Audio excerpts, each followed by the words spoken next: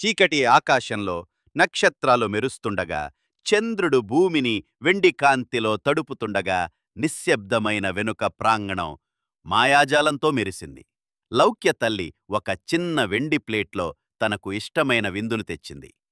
చాపమీద కాళ్ళు చాపుకుని కూర్చుని, లౌక్య చంద్రుణ్ణి చూస్తూ ఇడ్లీలు తిన్నది. ఆమె భోజనం తర్వాత లౌక్య లేచి నిలబడి, ఆకాశం వైపు చూసి మెల్లగా పాడటం ప్రారంభించింది. ఆమెకు ఇష్టమైన పాట ట్వింకిల్ ట్వింకిల్ లిటిల్ స్టార్.